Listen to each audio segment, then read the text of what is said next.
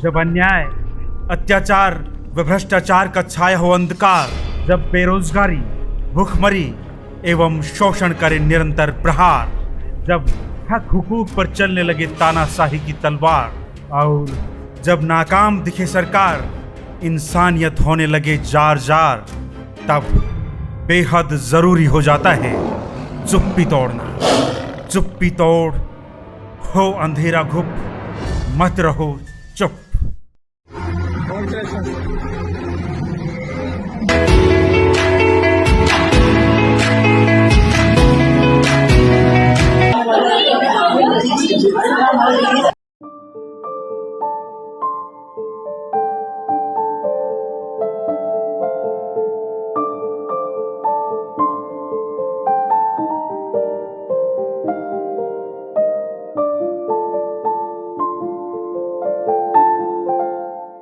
Parents ने, आप सब लोग, टीचर्स ने इतने ज़्यादा सेक्रीफाइसेस किए थे, तो फाइनली उसका रिज़ल्ट है तो काफ़ी अच्छा लग रहा है। मम्मी पापा भी बहुत खुश हैं और आसपास सब लोग मतलब फ़ोन कर रहे हैं, कॉल्स आ रही हैं, सबकी मैसेजेस आ रहे हैं, तो फिर उनको रिप्लाई करके मतलब कंग्रेचुलेशंस, तो काफ़ी अच्छा लग रहा है। हमारी मतलब महेंद्रगढ़ में तो पढ़ाई के लिए मतलब एजुकेशन के लिए सब लोग इतने जागरूक हैं, सब लोग मतलब इतना अच्छे से वहाँ पे मतलब मेरी जो 10th तक की एजुकेशन थी वो काफ़ी अच्छे से हुई थी। उन लोगों ने मतलब मेरे बेसिक्स अच्छे से क्लियर किए थे स्कूल में और उसके बाद आप लोगों ने उसमें मतलब फाइनल टचअप किया, तो फिर आज रिज़ल्ट आया। तो मैं अपने जो भी टीचर्स क्लास फर्स्ट से जो क्लास 12 तक जिन्होंने मुझे पढ़ाया उनके लिए मतलब मैं बहुत ज़्यादा ग्रेटफुल हूँ और उन सबको थैंक्स बोलना चाहती हूँ। मैं दूसरे स्कूल में जाती थी, उसके बाद सेकंड में मैंने स्कूल चेंज कर लिया था, तो सेकंड से 7th तक तो ऐसा नहीं था, मतलब मुझे इतना ज़्यादा इंटरेस्ट नहीं आता था।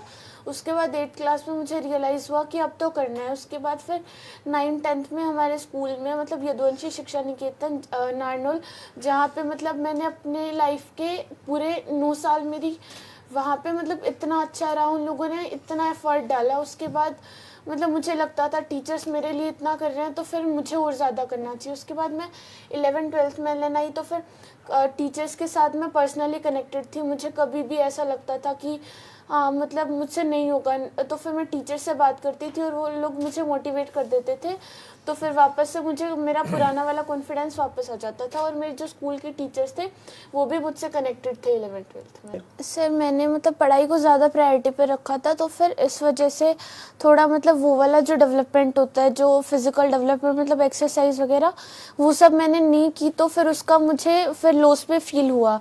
तो इसलिए मतलब हमें टाइम मिल जाता है, हम निकाल सकते हैं टाइम, तो मेरे हिसाब से टाइम निकालना चाहिए। तो आपने 11th-12th के ट्रैक की पढ़ाई कैसे करी थी, क्योंकि इस समय आपको मालूम 11th-12th में कोरोना भी चल रहा था, तो आपने कैसे मैनेज किया पढ़ाई सर को? 11th में लॉकडाउन था, तो उस टाइम मेरी पढ़ाई थोड़ी डिस्टर्ब हो गई थी। मतलब शायद मुझे ज़्यादा अच्छे से नहीं, मुझे समझ सब आ रहा था, बट मैं ऐसा गोल ओरिएंटेड होकर नहीं पढ़ रही थी, मैं एक्स्ट्रा के चक्कर में ज़्यादा भाग रही थी। मतलब वही चीज़ बार बार रिवाइज करने के बजाय मैं ऐसा कर रही थी कि अलग अलग बुक से पढ़ूंगी तो फिर ज़्यादा फ़ायदा होगा। उसके बाद फिर मैं फेब में कोटा आई थी 2021 में। तो जब मैं फैब में कोटा आई तो मैंने क्लास में देखा सब बच्चे ये वाला जो हमें स्टडी मटेरियल देता है एलन, इस वाले को और एनसीईआरटी इस पे ज़्यादा फोकस करते हैं, तो फिर मुझे लगा कि मुझे भी ऐसे करना चाहिए। तो फिर 3 महीने में रही यहाँ पे, फेब में, मार्च में, अप्रैल में, तो मुझे अपने अंदर खुद अलग सा इम्प्रूवमेंट अपने आप दिखा। मेरे मार्क्स अचानक से बढ़ गए थे। उसके बाद जो 12th का लॉकडाउन था वो मेरा काफ़ी अच्छा गया था, उसमें मैं टीचर से पर्सनली कनेक्टेड थी, तो जो मेरे 11th में कुछ चैप्टर्स वीक रह गए थे मैंने वो भी कवर कर लिए थे। उसके बाद फिर मैं वापस से कोटा आ गई, तब तो मतलब आपसे भी मिली थी मैं एक बार, आपसे तो पेपर से 20 डेज पहले मिली थी, तो आपने उस टाइम इतने अच्छे से मोटिवेट किया कि मुझे लगा मैं कर सकती हूँ। और 12th में टीचर्स ने सबने मतलब मैनेजमेंट सबने अपना 100% दिया, तो आज ये रिज़ल्ट आया, वरना शायद नहीं आ पाता। अगर कुछ भी मेरी साइड से या फिर कहीं से भी कमी होती तो सबने अपना 100% दिया तो रिज़ल्ट आया। नीट में तो प्राइमरीली उसमें एनसीईआरटी पे ज़्यादा फोकस होता है, तो सबसे पहले तो फिज़िक्स पे एनसीईआरटी इतनी इम्पोर्टेंट नहीं है। मतलब अगर आपको सिलेक्शन चाहिए सिर्फ तो आप उसको स्किप कर सकते हो, बट एलएन में हमारे एनएटीएस वगैरह वो सब टेस्ट हुए थे, तो फिर मैंने पढ़ भी ली थी, तो मेरी कवर हो गई थी। और जो स्टडी मटेरियल है उसमें मतलब क्वेश्चंस बिल्कुल नीट के लेवल की, और अगर नीट का लेवल थोड़ा ऊपर बढ़ेगा तो वो कितना बढ़ेगा उस हिसाब से भी सारे क्वेश्चन बैंक वगैरह सब डिजाइंड है। और केमिस्ट्री में फिजिकल केमिस्ट्री वाला पार्ट न्यूमेरिकल बेस्ड है, तो उसमें नीट में तो एक ही स्पेसिफिक टाइप के पैटर्न के क्वेश्चंस होते हैं, वही रिपीट होते जाते हैं।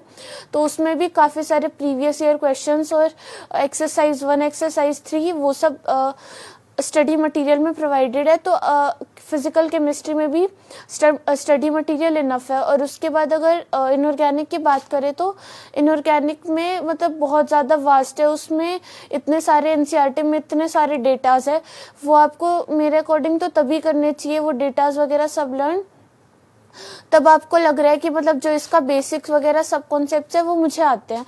तो मैंने एनसीईआरटी भी पढ़ी थी, बट उसमें जितना क्लास में पढ़ाते हैं मेजरली वही क्वेश्चंस आते हैं। वो तो एक दो वो रैंक डिसाइडिंग क्वेश्चंस होते हैं जो एनसीईआरटी के अंदर से आएंगे। और ऑर्गेनिक में भी मोस्टली तो एनसीईआरटी नीट तो एनसीईआरटी पूछता है, बाकी क्लास में इतने अच्छे से पढ़ाते हैं, मतलब सब कुछ कॉन्सेप्ट इतने क्लियर कर देते हैं कि ऑर्गेनिक में भी बस ऑर्गेनिक में तो वही क्वेश्चंस रिपीट होते हैं, पेपर में भी वही होता है।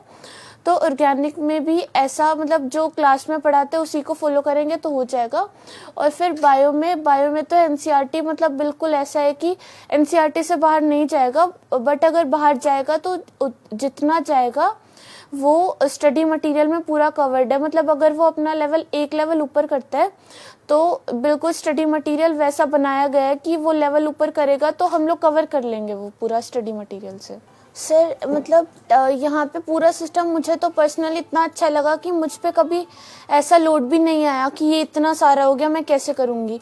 मतलब बिल्कुल बैलेंस करके चलते थे। क्लासेस हमारी 6 घंटे होती थी, उसके बाद मैं लंच करके जो क्लास में पढ़ाते थे वो पूरा रिवाइज कर लेती थी। और फिर अगर मुझे डाउट्स होते थे तो टीचर्स भी मतलब उनकी क्लास होती थी, उसके बाद वो 10 to 15 मिनट्स वहाँ पे बाहर डाउट काउंटर पे बैठते थे, तो मैं साथ डाउट क्लियर कर लेती थी अपने। और उसके बाद सब टीचर से मैं व्हाट्सएप पे भी कनेक्टेड थी, तो मुझे डाउट्स आते थे मैं उनको भेज देती थी। और वो मतलब मगर मैं उनको 12 बजे भी डाउट भेजती थी तो वो उस टाइम भी मेरे लिए अवेलेबल रहते थे। मतलब उन्होंने अपना पूरा 100% दिया। और उसके बाद टेस्ट सीरीज़ की अगर मैं बात करूं तो पहले तो हमारे माइनर टेस्ट हुए थे, उसमें वो थोड़े लेवल उनका थोड़ा अप आता था, ताकि अगर थोड़ा बाहर जाएगा तो फिर कितना जाएगा उस लेवल के हिसाब से पूरा मॉड्यूल याद करवा दिया था बायो में।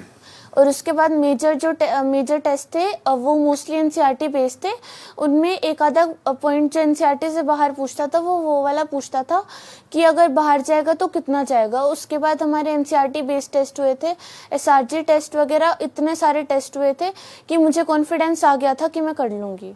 सर अगर हम मतलब पढ़ाई को ऐसा बर्डन लेके पढ़ेंगे कि टीचर्स डांटेंगे हमें पढ़ना है, मम्मी पापा डांटेंगे हमें पढ़ना है, मतलब जब तक अंदर से खुद से नहीं आएगा कि ये चीज़ मतलब ये मेरा ये गोल मतलब मैंने खुद ने सोचा है तो मुझे ये करना ही पड़ेगा, मतलब दूसरा ऑप्शन है ही नहीं। अगर पढ़ोगी नहीं तो क्या करोगे? तो आप अगर बुक लेके बैठ भी जाओगे तो आप अपना कंसंट्रेशन वहाँ पे नहीं बनेगा, मतलब आपका प्रोडक्टिविटी नहीं आएगी। अगर आप 2 घंटे बैठ रहे हो और आप ऐसे कुछ भी सोचे जा रहे हो, मम्मी पापा ज़बरदस्ती बिठा के पढ़ा रहे, तो आप मैक्सिमम ऐसा आधा घंटा ऐसे वो भी पूरा मतलब नहीं पढ़ पाओगे जब तक आप अंदर से नहीं सोचोगे कि ये काम मेरा है, मुझे खुद को करना पड़ेगा।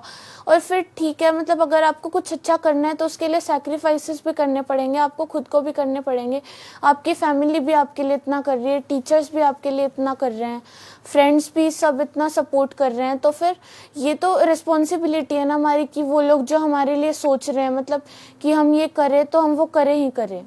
कभी टेस्ट का कोई फियर चलता था, जैसे कल टेस्ट है? सर ऐसा तो नहीं था, मतलब लास्ट में ऐसा यूज टू हो गया था। टेस्ट से पहले मुझे डर नहीं लगता था, बट ऐसा होता था कभी कभी मार्क्स कम आते थे तो मुझे ऐसा लगता था कि मतलब मेरे आसपास लोग मुझसे ज़्यादा एक्सपेक्ट कर रहे हैं, मैं इतना नहीं कर पाऊँगी, तो मुझे ऐसा डर सा लगता था। पर मम्मी पापा कभी भी मतलब मुझे ऐसा फोर्स नहीं करते थे कि तेरे मार्क्स क्यों नहीं आ रहे, ये ऐसा मतलब ये इतने क्वेश्चन क्यों गलत करके आ रही है तू। वो हमेशा ऐसे बोलते थे कि तू कर रही है हमें मतलब तू अपना 100% दे रही है, ये तेरे को भी पता है, हमें भी पता है, जो टीचर्स तुझसे कनेक्टेड है उन सबको भी पता है, तो इन मार्क्स की क्यों टेंशन ले रही है, तो फाइनल थोड़ी ना, फाइनल में पक्का रिजल्ट आएगा अगर तो अपना 100% दे रही है। मतलब मुझे लगा था मैंने इतने सारे टेस्ट दिए हैं तो फिर हो जाएगा, पर फिर भी खुद के मतलब अंदर एक अजीब सी फीलिंग होती है। तो फिर उस टाइम मतलब मैं सो गई थी, उसके बाद फिर रात को मेरी नींद खुली, मैंने मम्मी को जगाया, मैंने बोला मम्मी नींद नहीं आ रही मुझे, फिर मम्मी ने बोला सो जा अभी, मतलब अच्छा जाएगा। उसके बाद मुझे एग्ज़ाम में भी डर नहीं लग रहा था, बट पेपर जब मैंने देखा तो वो थोड़ा लेंदी आया, तो मुझे थोड़ा ऐसा लगा कि ये कैसे होगा कंप्लीट, पर फिर भी मैंने मतलब यहाँ पे मेरा टाइम बच जाता था, बट वहाँ पे मैंने पूरा टाइम लिया और ऐसा डरी नहीं मैं। अगर डर जाती तो फिर मैं सिली मिस्टेक्स करके और ज़्यादा गलतियाँ करके आती। तो अगर अपन एग्ज़ाम का प्रेशर नहीं लेंगे और मतलब बिल्कुल कूल मोड में देख के आएंगे तो एग्ज़ाम अच्छा ही जाएगा। सिली मिस्टेक्स तो शुरू में ज़्यादा होती थी, तब मैं जल्दी के चक्कर में मतलब पेपर जल्दी कंप्लीट करने के चक्कर में कि मुझे बस स्पीड बढ़ानी है, तो इस चक्कर में मैं कुछ मतलब गलतियां बीच में तो ऐसा हो गया था 5-6 टेस्ट में रिपीट हुई थी, मतलब 2-3 क्वेश्चन तो मैं ऐसे गलती से गलत करी आती थी। फिर लास्ट में मैंने देखा कि अब तो धीरे धीरे मतलब करना पड़ेगा, वरना अगर लास्ट में अगर कोई चीज़ नहीं आती तो वो गलत होती है तो हमें ऐसा नहीं लगता, मतलब ऐसा बुरा, बट अगर कुछ आते आते हम फाइनल में गलत करके आएंगे तो मतलब कुछ ज़्यादा ही बुरा लगेगा। तो फिर इसलिए मैंने हर क्वेश्चन में करती थी, उसके बाद उसको वहीं पे चेक कर लेती थी, उसके सारे ऑप्शंस वगैरह। सर ने मैंने सर से बात की तो सर ने बोला कि इसके सारे ऑप्शंस पढ़, ऐसे बिना देखे, तेरे पास टाइम बहुत है, तू कर लेगी, ऑप्शन सारे पढ़, और ऐसे वो जो ऐसे पूछते हैं कि इनमें से कितनी स्टेटमेंट्स करेक्ट हैं, तो सर ने बोला करेक्ट और रॉन्ग जो यहाँ पे आता है उस पे उसको करेक्ट नोट करेक्ट पे उसको अंडरलाइन कर।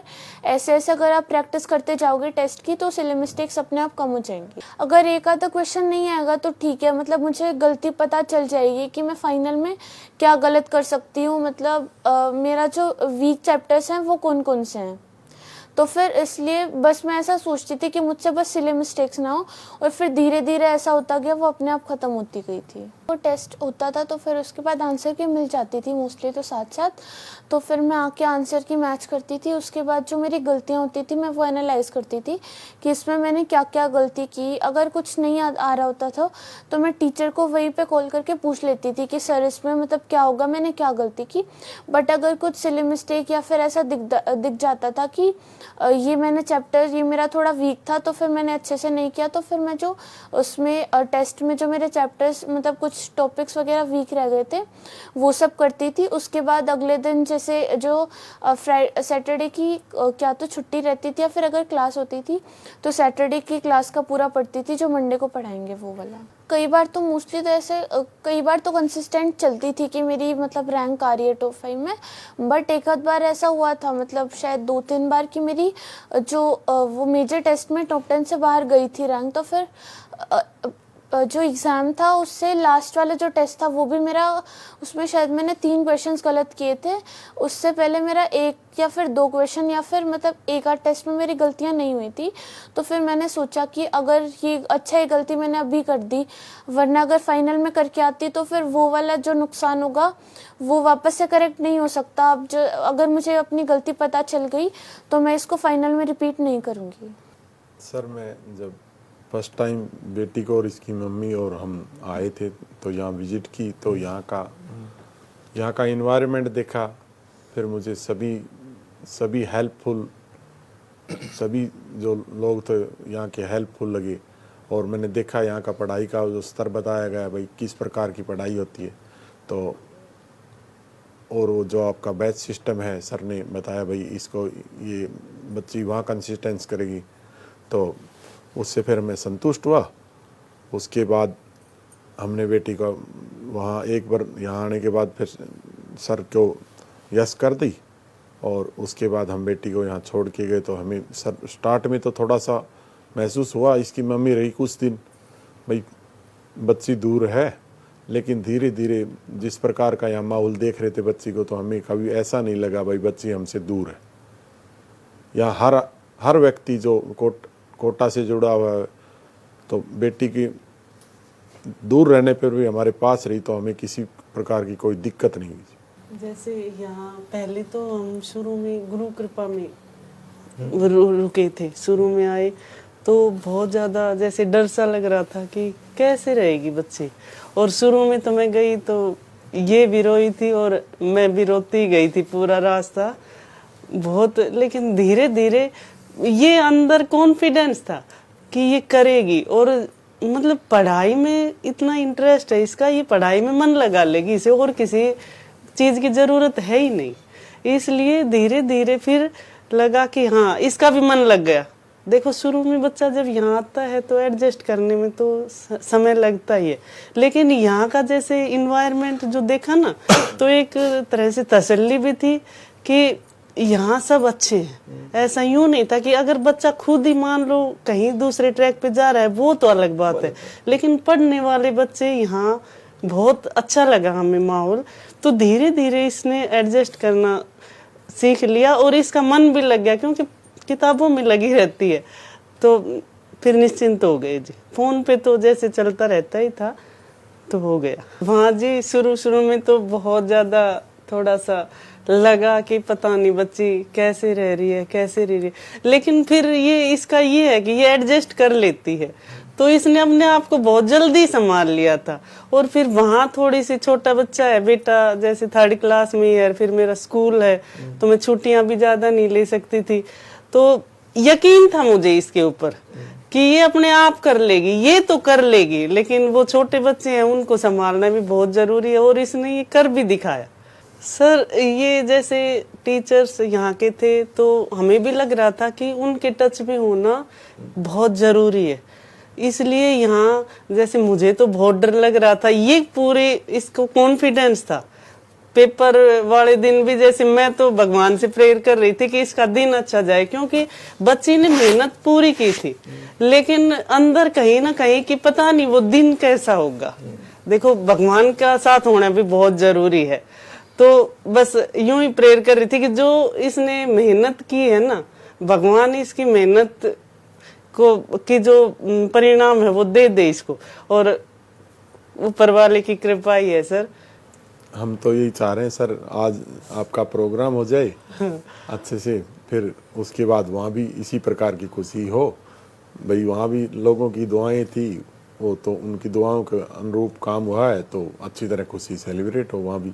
तो क्या सोचा, क्या डॉक्टर अभी मतलब पूरा डिसाइड नहीं किया, बट मुझे मतलब मेरे पास 3 ऑप्शन है, कार्डियो, न्यूरो या फिर ओंको। इन तीनों में से मुझे एक में स्पेशलाइजेशन करना है। उसके बाद मुझे मतलब ऐसा एनजीओ टाइप में भी खोलना है। मतलब एक तो मैं अपनी मेन जॉब करूं जिसमें मतलब जो अर्निंग सोर्स टाइप जिसको बोल सकते हैं, और एक जो लोग जिनके पास ज़्यादा पैसे नहीं है, मतलब वो जो लोग इलाज नहीं मिल पाता उनको, और इस वजह से उनकी जो डेथ वगैरह हो जाती है, तो मैं चाहती हूँ जितना मैं कर सकती हूँ उनके लिए मैं उतना करूँगी। सर आगे के ट्रैक के लिए मतलब ऐसा है कि अगर आप लोग कुछ सोच लेते हो तो आप उस पर अपना 100% दो।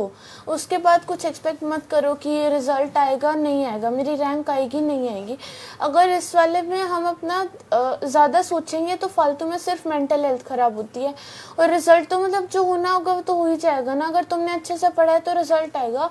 और दूसरी चीज़ मतलब ठीक है, अगर आप अपना 100% देते हो और बाई चांस गलती से आपको सक्सेस नहीं मिलते तो ऐसा तो नहीं है, मतलब ये एग्ज़ाम्स हैं, ये लाइफ के पार्ट है, बट ये पूरी लाइफ तो नहीं है ना कि अगर तुम्हारा एक एग्ज़ाम में अगर तुम्हें मतलब रिज़ल्ट तुम्हारा अच्छा नहीं आया तो इट डज़ नॉट मीन कि तुमने कुछ किया ही नहीं, मतलब तुम्हारे पास आगे पूरी लाइफ पड़ी है। अगर तुम अपना 100% दोगे तो सब कुछ मतलब पढ़ा हुआ वेस्ट थोड़ी ना जाएगा। आपको लाइफ में भी आगे बहुत सारे चांसेस मिलेंगे जिसमें आपको चांस मिलेगा खुद को प्रूव करने का। तो ऐसा एक, अगर आपका मान लो इस साल आपने बहुत ज़्यादा पढ़ाई की थी और फिर भी आपका सिलेक्शन नहीं हुआ, तो इस बात से डीमोटिवेट मत हो, ऐसा मत फील करो कि अरे मेरी तो पूरी लाइफ ख़राब हो गई, मेरे पास तो कुछ बचा ही नहीं, अब मैं क्या करूँगा। इस बात से सोचो कि कोई नहीं, इस बार तो हो गया बट अगली बार मैं अच्छा करूँगी। खुद पे कॉन्फिडेंस रखो। और पेरेंट्स अगर बच्चों को पढ़ता हुआ देखते हैं तो आप लोगों को उससे सेटिस्फाइड होना चाहिए, ये नहीं कि मार्क्स क्यों नहीं आ रहे, तू ऐसा क्यों नहीं कर रही, ऐसा कर, ये वगैरह। अगर बार बार बच्चों को नेगेटिव चीज़ें बोलोगे तो फिर बच्चों के दिमाग में अपने आप नेगेटिविटी बढ़ती है, और एक ये जो पेरेंट्स और बच्चों के बीच का जो मतलब रिलेशन होता है उसमें गैप भी बढ़ाता है।